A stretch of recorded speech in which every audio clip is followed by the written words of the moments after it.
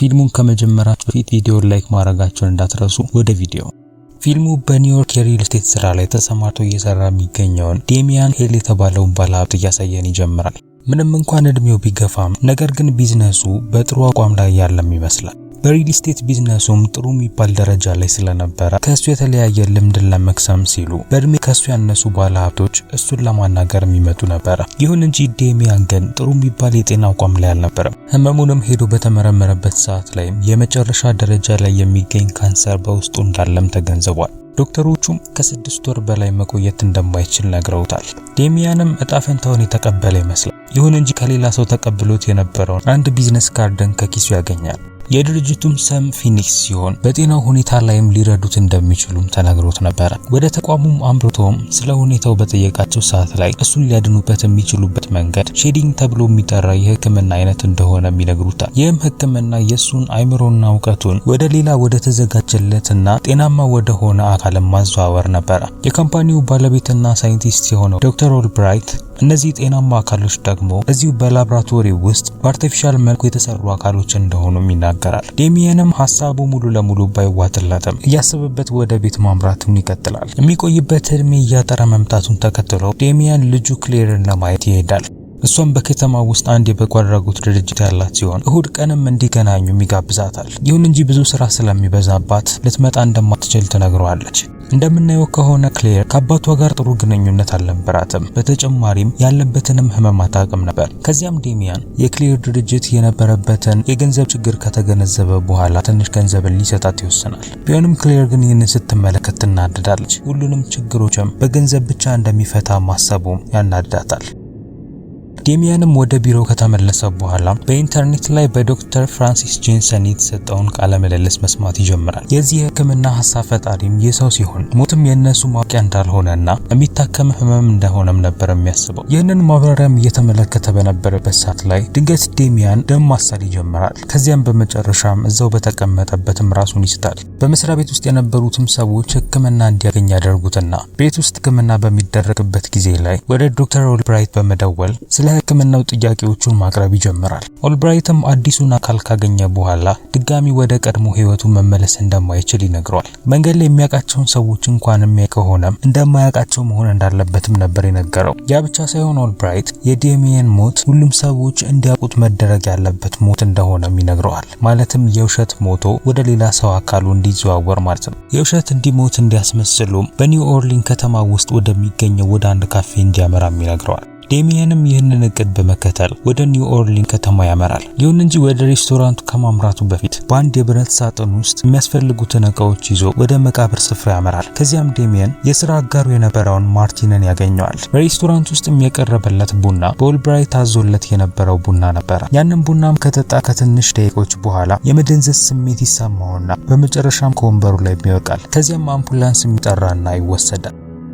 ነገር ግን የተዘጋጀለት አምቡላንስ የወሰደው ወደ ሆስፒታል ሳይሆን ወደ ኦልብራይት ላብራቶሪ ነበር። ልክ እዛ እንደደረሰም ጥርሱ ላይ ወይም ሰውነቱ ላይ የሚገኙት ብረቶች መውለቃቸውን ያረጋግጣሉ። ኦልብራይትም ሼዲንግ ለሚባለው ህክምና የሚጠቀሙት ማሽን የማግኔት ባህሪ እንዳለው ይናገራል። ስለዚህም ትንሽዬ ብረት እንኳን ይዞ የሚገባ ከሆነ ይሄ ስራ እንዳይሰራ እንደሚያደርገው ነበር የሚናገረው። ከዚያም ዴሚያን እና ሌላኛው አካል ወደ ማሽን ውስጥ እንዲገቡ ይደረጋሉ። ልክ ከማሽን ውስጥ እንደወጡም ዴሚያን በአዲሱ አካል ውስጥ ሆኖ የድሮን የሞተውን አካሉን ይመለከታል። እናም ያንንም በሌላ ጨርቅ ይሸፍኑታል።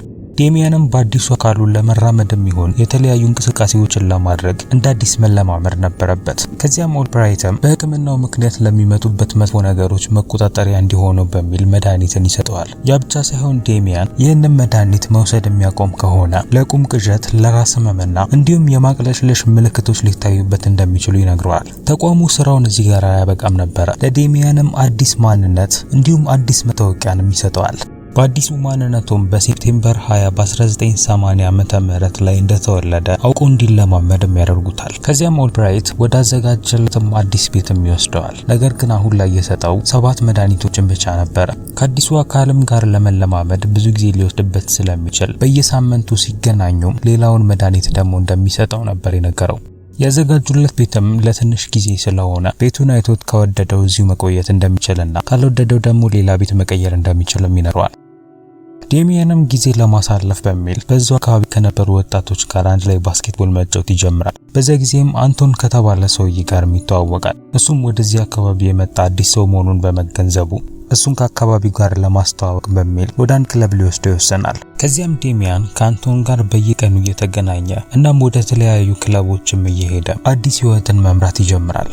ከዚያም ድንገት በአንደኛው ቀን ላይ ረስቶ መድኃኒቱን ሳይወስድ ይተኛል። እናም በዚህን ጊዜ ላይም የተለያየ የቁም ቅዠትን መመልከት ይጀምራል። የተመለከታቸውም ነገሮች ውትድርና ላይ የነበረን ሰው እናም ደግሞ አንዲት ስፔናዊ እናት ልጇን ስትንከባከብ ነበረ። ቦታው ላይም ዱባ የሚመስል ውሃ ማስቀመጫ ማማም ነበረ። ኦልብራይትንም ስለተመለከተው ቅዠት በሚጠይቀው ሰዓት ላይ ዶክተሩ እነዚህ ቅዠቶች ያለፈው ህይወቱ ላይ ያላስተካከላቸውና ወይም እንዲሁም የሚመጡ የትውስታ ጥርቅሞች እንደሆኑ ይነግረዋል። እናም ያቺ የተመለከታት ላቲናዊ ሴትም ምናልባት ከረጅም ዓመታት በፊት አንድ ጊዜ አግኝቷት የሚያውቃት አይነት ሴት ልትሆን እንደምትችልም ይነግረዋል።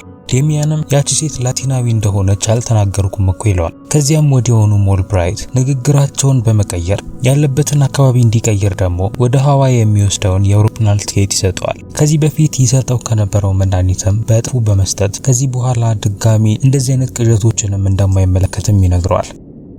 ከዚያም ዴሚያን ያንን የውሃ ታወር በኢንተርኔት ላይ መፈለግ ይጀምራል። እናም በመጨረሻም ከሱ ጋር የሚመሳሰል ማማ በሴንት ሉዊስ ከተማ ውስጥ እንዳለ ይገነዘባል። ወደ ኤርፖርቱም ከማምራቱ በፊትም ወደ መቃብር ስፍራው በማምራት ከዚህ በፊት አስቀምጦት የነበረውን የብረት ሳጥንን ያወጣል። እናም በውስጡ ማስቀምጦት የነበረውን ገንዘብና የተለያየ ነገርም ይወስዳል። ከዚያም ወደ ኤርፖርቱ ካመራ በኋላ ወደ ሃዋይ ከመሄድ ይልቅ ወደ ሴንት ሉዊስ ከተማ የሚወስደውን ትኬት ይቆርጣል። ወደዛ የውሃ ማማም ከደረሰ በኋላ በአቅራቢያው የሚገኘውን ቤት ማንኳኳት ይጀምራል። ይሁን እንጂ በሩን የሚከፍትለት ምንም አይነት ሰው ስላልነበረ ወደ ውስጥ ለመግባት ይወስናል። ውስጥ ገብቶ እቃዎቹን በሚበረብርበት ሰዓት ላይ የዛች ላቲናዊ ሴት ስም ማድሊን ቢትዌል እንደሆነ የሚገነዘባል። እየተዘዋወረም በሚመለከትበት ሰዓት ላይ በሚያስደነግጠው መልኩ በቤት ውስጥ የሱንና የዛች ሴትና ልጇን ፎቶም ያገኛል። በፎቶ ላይም እንደሚመለከተው ከሆነ አሁን እየተጠቀመው ያለው ሰውነት ከዚህ በፊት በውትድርና አገልግሎ የነበረ ሰው ሰውነት እንደሆነ ይገነዘባል። ፎቶዎቹ ላይም አፍጥጦ እየተመለከተ በነበረበት ሰዓት ላይ ድንገት ሜዳሊን ወደ ክፍሉ ሽጉጧን ይዛ ትገባለች። ፊቱንም ስላልተመለከተችውም ነበር ሽጉጧን የደቀነችበት። እሱም በቀስታ ዞሮ በሚመለከታት ሰዓት ላይ ያንን ሽጉጥ አወርደዋለች። የምታውቀው ማርክ እንደሞተና ሊመለስ እንደማይችል ነበር። በዚህ ግራ መጋባት ውስጥ በነበረችበት ሰዓት ላይ ድንገት በሩን አንድ ሰው ያንኳኳል። ዴሚያንም ለዛ ሰው በሩን በሚከፍትበት ሰዓት ላይ እሱን ወደ ኤርፖርት ያደረሰው ሰውዬ እንደሆነ ይገነዘባል። ሜዳሊንንም አንድ ሰው ሲይዛት ሲመለከት ትኩረቱ በዛ ይሳብና እሱንም ይመቱታል። ከዚያም ሹፌሩ እሱን አስሮ በሚይዘው ሰዓት ላይ ድንገት አንቶን ወደ ክፍል ውስጥ ይገባል። ለዴሚያንም እንዴት የማርክ ህይወት ውስጥ ሊገኝ እንደቻለ መናገር ይጀምራል። ምክንያቱም አንቶን ጓደኛው ይምሰለው እንጂ ለፊኒክስ ካምፓኒ የሚሰራ ሰላይ ነበር። ከዚያም ታሪኩን ሲነግረው ማርክ ጥሩ ህይወት ውስጥ ይሆን እንጂ ነገር ግን ልጁ የከፋ ህመም ውስጥ ስለነበረች እሷን ለማሳከም ሲል ከፊኒክስ ካምፓኒ ጋር እሱ አካሉን ሊሰጣቸው በምላሹ ደግሞ እነሱ ገንዘብና ለሷም ህክምና ሊያደርጉላትም ይስማማሉ። ይህ ከተነገረው በኋላም ወደ ውጪ ሲመለከት የሜዳሊንን መኪና ሲያቃጥሉት ይመለከታል። ከዚያም ዴሚያን መድኃኒቱን መውሰድ እንዳለበት በመናገር ወደ መታጠቢያ ቤት ያመራል። ሹፌሩም ከዛ እንዳያመልጥ ለመመልከት ሲል አብሮት ይገባል። እሱም መድኃኒቱን ከወሰደም በኋላ ሹፌሩን ደብድቦ ይገለዋል። ድምጹም ከሰሙ በኋላ አንቶንና ሌላኛው ጠባቂ ወደዛ ክፍል ያመራሉ። ይሁን እንጂ ዴሚያን ግን ከውስጥ ሆኖ አንደኛው ላይ ተኩስበታል። ከዚያም አንቶን ከሱ ጋር ለመደራደርም ይሞክራል። ከዚያም ዴሚያን ድንገት የሚቃጠለው መኪና ሲፈነዳ ይደነግጣል። ስለዚህም አንቶን ይህንን እድል በመጠቀምም ከሱ ሽጉጡን ያስጥለዋል። ከዚያም ሁለቱም ከባድ ድብድብ ውስጥ ይገቡና በመጨረሻም ዴሚያን አንቶንን ገፍትሮ ከቤት ያስወጣዋል። ከዚያም ዴሚያን ወደ ቤት ውስጥ በድጋሚ ሮጦ ይመለሳል። አንቶንም እሱ ላይ ተኩሳል፣ ነገር ግን አልመታውም። ዴሚያንም ወድቃ የነበረችውን ሜዳሊንን ለማንቃት በሚቀሰቅሳት ሰዓት ላይ አንቶን መኪናውን ያቃጠለውን ሰውዬ ቤቱንም እንዲያቃጥለው ይነግረዋል። ቤቱን በጭስ መሞላት በጀመረበት ሰዓት ላይ ዴሚያንና ሜዳሊን ወደ ቤዝመንት በሚወስደው ጉድጓድ ይወርዳሉ። ከዚያም ከስር ሆነው ዴሚያን ቤቱን እያቃጠሉ የነበረው ሰው ላይ ተኩስበታል። ይህም ሰውየው እንዲወድቅና በዛን መሃል ላይም ድንገት አንቶንን እንዲያቃጥለው ያደርጋል። በእሳቱም እየተቃጠለ የነበረው አንቶንም በአቅራቢያው ወደ ነበረው የውሃ ገንዳ እየሮጠ ሄድና እዛ ውስጥ ይገባል። ከዚያም ዴሚያን ሌላኛውን ጠባቂም ተኩሶ ይገለዋል። ከዚያም ሜዳሊንንም በመያዝም ከዚያ ያወጣሉ። ወደ መኪናውን በሚያመሩበት ሰዓት ላይ ዴሚያን ለሜዳሊን ከፊኒክስ ካምፓኒ ጋር ልጃቸውን አናን ለማዳን ተስማምቶ እንደነበረ ይነግራታል። በህይወት ኖሮም ሊያልፋቸው የማይችሉትን አይነት ስራዎች ሰጥተውት ስለነበረ መጥፋት ግድ እንደነበረበትም ይነግራታል። ስለዚህም ትንሽ ከተነጋገሩ በኋላ አናን ለማምጣት በሚል ወደ ትምህርት ቤቱ ያመራሉ። አናም አባቷን በመመልከቷን በጣም ደስተኛ ነበረች። ከዚያም ሶስቱም ሌሊቱን ለማሳለፍ በሚል ወደ አንድ ሆቴል ያመራሉ። ከሜዳሊንንም የሚቀርቡለትን ጥያቄዎች ለመሸሽ በሚል ዴሚያን ወደ ውጭ ወጥቶ ስለ ሼዲንግ ኢንተርኔት ላይ ማጥናት ይጀምራል። በዛም ሰዓት ላይ ፍራንሲስ ጄንሰን በህዝብ ላይብራሪ ውስጥ እንደሞቱ ይገነዘባል። ከዚያም ዴሚያን የጄንሰንን ቪዲዮ በድጋሚ በሚመለከትበት ሰዓት ላይ ሰውየው መነጽራቸውን የሚነኩበት አነካክ ኦልብራይት ከሚነካው አነካክ ጋር ተመሳሳይ እንደሆነ ይገነዘባል። በቪዲዮ ላይም ኦልብራይት ከጄንሰን ጋር አብሮ ይቀመጥ እንደነበረም ከተመለከተም በኋላ አሁን ላይ የኦልብራይትን አካል እየተጠቀመ የሚገኘው ጄንሰን እንደሆነ ይገነዘባል።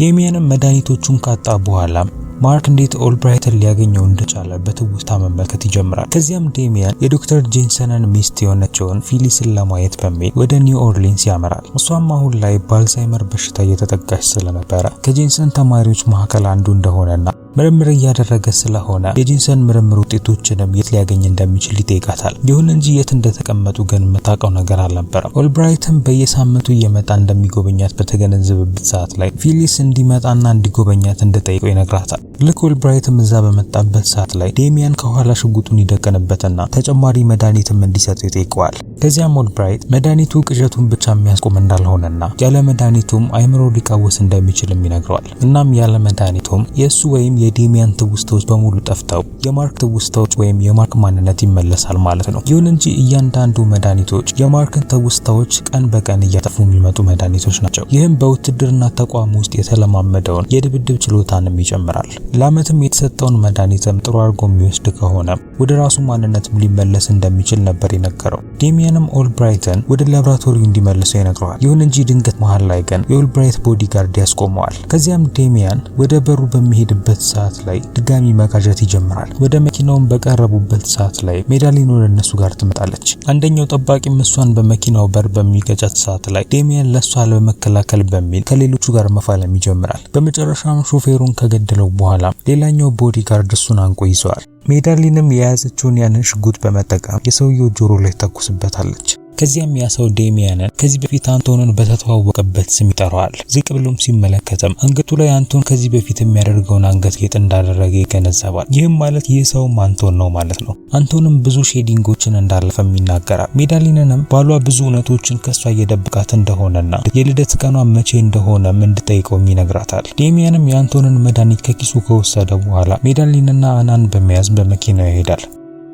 ወደ ነዳጅ ማደያ ቦታን በደረሱበት ሰዓት ላይ ሜዳሊን ዴሚያንን ስለተገናኙበት ጊዜ የሚያስታውሰው ነገር ካለ በሚል ጠይቀዋለች። ዴሚያንም በዚህ ጊዜ ላይ እሱ የማርክን አካል እንደያዘና ትክክለኛው ማርክም እንደሞተም ይነግራታል። ኦልብራይትና ሰዎቹም እነሱን የሚያገኟቸው ከሆነ ሜዳሊንና ልጇን ስለሚገሏቸው እነሱን ማዳን እንዳለበትም ዴሚያን ይነግራታል። ከዚያም ሶስቱ በቀጣይ ወደ ማርቲን ቤት ያመራሉ። ዴሚያንም ሐሳቡ ማርቲን ከከተማ እንዲወጣ እንዲረዳው ነበር። ነገር ግን ከዛ በፊት የሼዲንግ ሕክምናን እንዳደረገና ከዛም ሊተርፍ እንደቻለም ይነግረዋል። ማርቲንም መጀመሪያ ላይ ሊያምኑ አልቻለም ነበር። በመጨረሻ ግን ዴሚያን ማርቲን ለመጀመሪያ ጊዜ ትልቁን ህንጻ አብሮ የገዙበትን ደረሰኝ ያሳየዋል። ያ ብቻ ሳይሆን ጥሩ ትርፍንም ባገኙበት ሰዓት ላይ እንዴት አድርገው የደስታ ጊዜያቸውን አብረው እንዳሳለፉን በማስታወስ ይነግረዋል። ማርቲንም ዴሚያን አዲስ አካል ይዞ መመለሱን ባመነበት ሰዓት ላይ ለነሱ ፕሌን ለማዘጋጀት ይወስናል። እነሱም ያንን በሚጠይቁበት ሰዓት ላይ ዴሚያን አናን እንዴት መዋኘት እንደምትችል ያለማምዳታል። ከዋና ትምህርቱ በኋላ አና ከሌላ ክፍል የሆነ የመኪና ድምጽን ትሰማለች።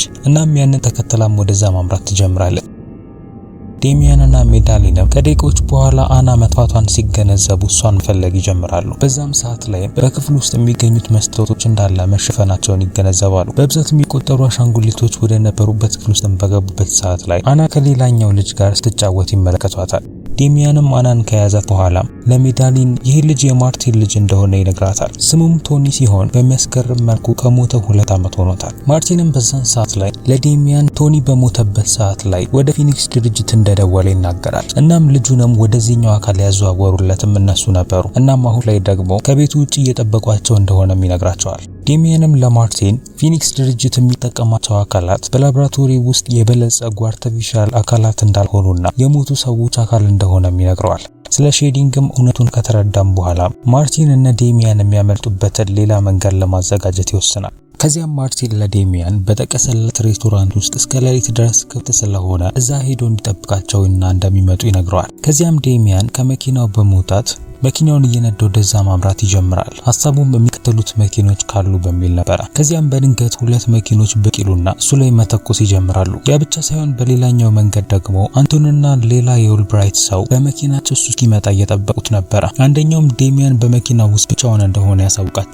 ስለዚህም አንቶን ሌላኛውን ሹፌር የማርቲንን ቤት ሄዶ እንዲመረምር ይነግረዋል። ከዚያም ሁለቱ መኪኖች ዴሚያን እንዳይንቀሳቀስ መኪናውን ያግዱበታል። ከዚያም መኪናውን ወደ ኋላ በመንዳት ከኋላው የነበረውን መኪና ይገጨዋል። ይሁን እንጂ ወደፊት መንዳቱን በቀጠለበት ሰዓት ላይ የመኪናው ብረት ከሌላኛው ብረት ጋር ተያይዞ አልላቀቅ ይለዋል። ይህ በእንዲህ እንዳለ አንቶን ከሌላኛው አቅጣጫ በኩል እየነዳ ወደ እነሱ ጋር ይመጣል። የዴሚያንን መኪና በተመለከተበት ሰዓት ላይ ወደዛ መተኮስ ይጀምራል። መኪናው እስካሁን ድረስ ከሱ መኪና ጋር መያያዙን በተገነዘበበት ሰዓት ላይ በድንገት ዴሚያን መኪናውን ያዞረውና ያ መኪናም ከአንቶን መኪና ጋር እንዲጋጭ ያደርገዋል። የተጋጨው የአንቶን መኪና በመጨረሻ ሊቆም የቻለው በዛፉ አማካኝነት ነበር። በዛም ሰዓት ሰውነቱ ላይ ከባድ አደጋም እንደደረሰበት እንመለከታለን።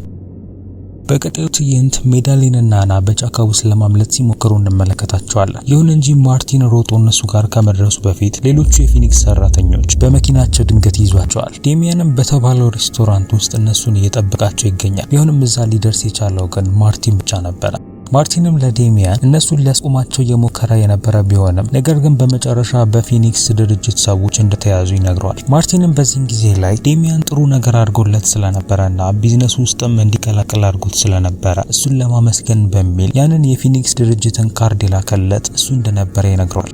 ከዚያም ለዴሚያንም አንድ መድኃኒትን ይሰጠዋል። የመጀመሪያውንም መድኃኒትን በመጠቀምም ነበር ይህንን መድኃኒት በራሱ መንገድ ሊያሰራ የቻለው። ስለዚህም ከዚህ በኋላ ኦልብራይት አያስፈልጋቸውም ማለት ነው። ዴሚያንም በዚህ ቀን መድኃኒቱን ላለመውሰድና የነበረውንም ትውስታም ተጠቅሞም የኦልብራይትን ላብራቶሪ መገኛንም ለማስታወስ ይወስናል።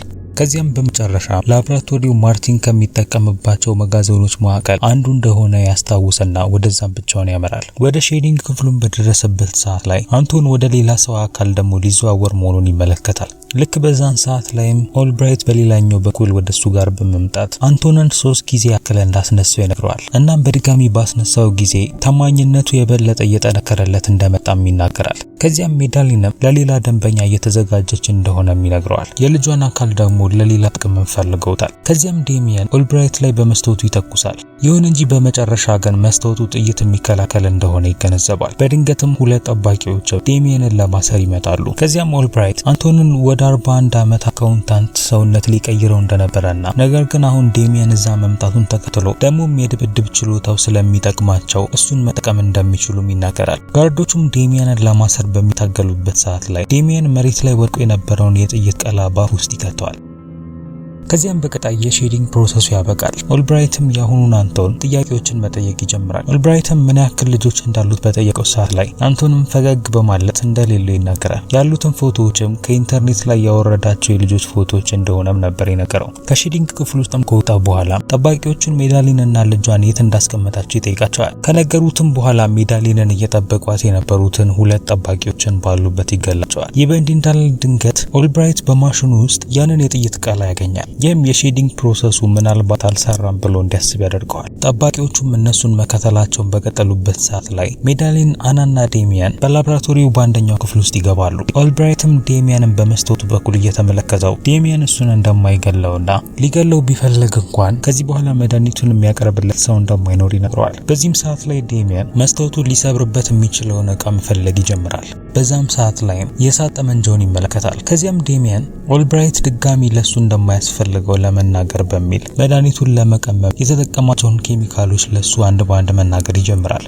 ከዚያም በድንገት በእሳት ጠመንጃው መስታወቱን አቅልጦም እሱን ያቃጥላል። ከዚያም ዴሚያን ከሜዳሊንና ከአና ጋር አንድ ላይ በመሆን እነሱን ወደ ካሪቢያን ደሴት ይልካቸዋል።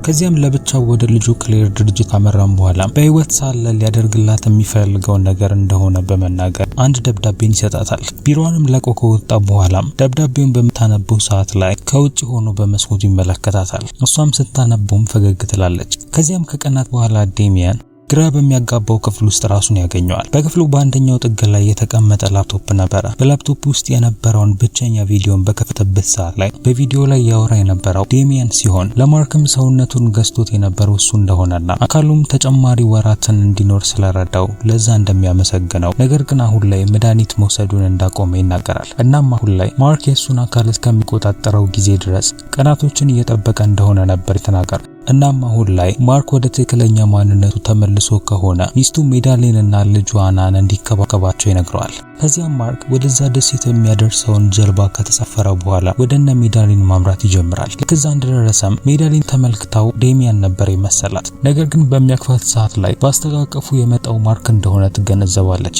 አባቷንም እንድታገኘው በሚልም አናንም ትጠራለታለች። ፊልሙም ልክ እዚህ ጋር ያበቃል። ከተመቻችሁ ቪዲዮ ላይክ፣ ቻናሉን ደግሞ ሰብስክራይብ ማድረጋችሁ እንዳትረሱ። በሌላ ቪዲዮ እስከምንገናኝ ድረስ ግን ቻው።